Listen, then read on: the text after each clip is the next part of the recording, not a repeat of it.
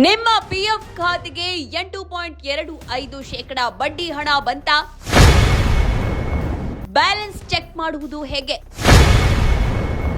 ಇಲ್ಲಿದೆ ಸುಲಭ ಮಾರ್ಗ. ಉದ್ಯೋಗಿಗಳ ಭವಿಷ್ಯ ನಿಧಿ ಸಂಸ್ಥೆಯು ತನ್ನ ಸದಸ್ಯರ ಖಾತೆಗಳಿಗೆ ವಾರ್ಷಿಕ ಬಡ್ಡಿಯನ್ನು ಜಮಾ ಮಾಡುವ ಪ್ರಕ್ರಿಯೆಯನ್ನ ಪ್ರಾರಂಭಿಸಿದೆ.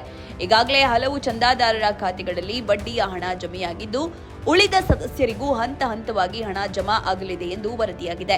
ಈ ಹಿನ್ನೆಲೆಯಲ್ಲಿ ತಮ್ಮ ಖಾತೆಗಳಿಗೆ ಬಡ್ಡಿಯ ಹಣ ಬಂದಿದೆಯೇ ಇಲ್ಲವೇ ಎಂದು ತಿಳಿಯಲು ಇಪಿಎಫ್ ಸದಸ್ಯರು ಅತ್ಯಂತ ಕುತೂಹಲದಿಂದ ಕಾಯುತ್ತಿದ್ದಾರೆ. ಕೇಂದ್ರ ಹಣಕಾಸು ಸಚಿವಾಲಯದ ಅಂತಿಮ ಅನುಮೋದನೆಯ ಮೇರೆಗೆ ಇಪಿಎಫ್ಒ ಇತ್ತೀಚಿನ ಆರ್ಥಿಕ ವರ್ಷದ ಇಪಿಎಫ್ ಠೇವಣಿಗಳಿಗೆ 8.25% ಬಡ್ಡಿ ನೀಡಲು ನಿರ್ಧರಿಸಿದ್ದು, ಪ್ರಸ್ತುತ ಬಡ್ಡಿ ಜಮಾ ಮಾಡುವ ಪ್ರಕ್ರಿಯೆಯು ಅತ್ಯಂತ ವೇಗವಾಗಿ ನಡೆಯುತ್ತಿದೆ.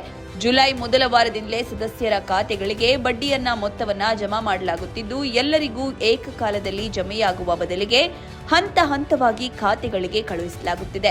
ಹೀಗಾಗಿ ಈಗಾಗಲೇ ಕೆಲವು ಸದಸ್ಯರ ಖಾತೆಗಳಲ್ಲಿ ಹಣ ಕಾಣಿಸಿಕೊಂಡಿದ್ದು, ಇನ್ನುಳಿದವರಿಗೂ ಮುಂಬರುವ ದಿನಗಳಲ್ಲಿ ಬಡ್ಡಿಯ ಮೊತ್ತ ಸಿಗಲಿದೆ.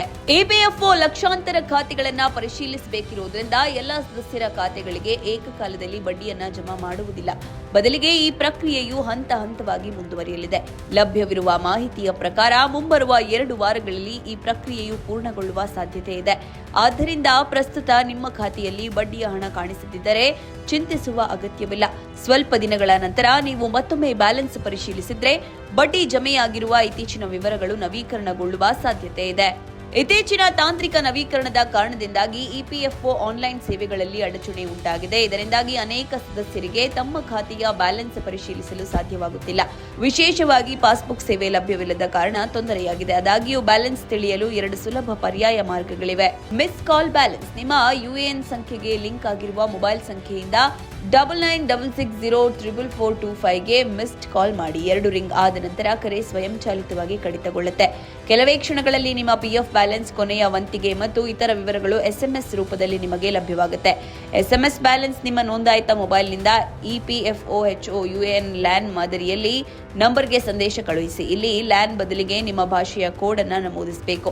ಉದಾಹರಣೆಗೆ ಇಂಗ್ಲಿಷ್ಗಾಗಿ ಇಂಗ್ಲಿಷ್ ಅಥವಾ ಲಭ್ಯವಿದ್ದರೆ ಇತರ ಭಾಷಾ ಕೋಡ್ಗಳನ್ನು ಬಳಸಬಹುದು.